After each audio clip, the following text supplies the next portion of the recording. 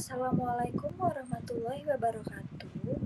Di sini saya akan menjelaskan tentang menganalisis dan menilai kinerja. Saya Nur Khafifah Dwi Zelita dengan NIM C1B023046. Nah, yang pertama kita pahami terlebih dahulu dari definisinya.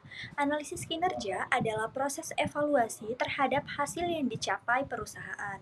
Ini dapat mengukur efisiensi dan efektivitas operasional. Nah, tujuannya antara lain mengidentifikasi area yang perlu ditingkatkan, kemudian membantu pengambilan keputusan, dan tentu saja meningkatkan produktivitas perusahaan secara keseluruhan. Selanjutnya, metode pengukuran kinerja utama. Di sini ada 3. Yang pertama, kartu skor berimbang atau balance scorecard. Di sini mengukur kinerja dari 4 perspektif, yaitu dari keuangan, pelanggan, proses internal, dan pembelajaran. Yang kedua, ada analisis rasio keuangan. Ini menggunakan rasio seperti profitabilitas, likuiditas, dan solvabilitas untuk menilai kondisi keuangan. Dan yang terakhir, pengukuran produktivitas. Ini menilai sejauh mana output yang dihasilkan dari input yang digunakan. Lalu ada indikator kinerja utama atau KPI yang efektif. Ada 3. Yang pertama relevan, terukur, dan tepat waktu. Relevan di sini dengan tujuan strategis perusahaan. Yang kedua terukur artinya bisa dinilai secara kuantitatif. Dan yang terakhir tepat waktu. Jadi informasinya harus tersedia saat sedang dibutuhkan. Lalu, terdapat proses penilaian kinerja yang komprehensif.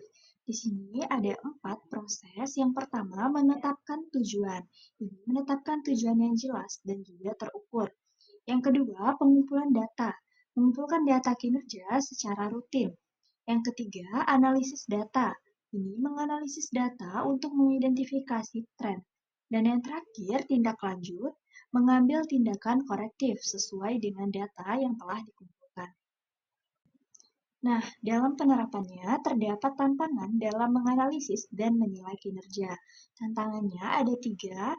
Yang pertama, data tidak akurat. Data yang tidak akurat dapat menghasilkan analisis yang tidak sesuai atau menyesatkan. Yang kedua, subjektivitas. Penilaian subjektif dapat mengurangi objektivitas dari penilaian. Dan yang ketiga, kurangnya sumber daya. Kurangnya sumber daya dapat menghambat proses analisis dan juga penilaian dalam manajemen kinerja.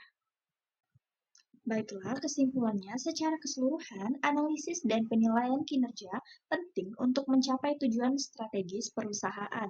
Dengan metode seperti kartu skor berimbang dan juga KPI yang tepat, perusahaan dapat mengukur kinerja secara menyeluruh. Meskipun ada tantangan, proses yang sistematis membantu meningkatkan efisiensi dan pengambilan keputusan. Sekian penjelasan dari saya, kurang lebihnya saya mohon maaf. Terima kasih telah menyimak hingga akhir dan semoga dapat bermanfaat. Wassalamualaikum warahmatullahi wabarakatuh.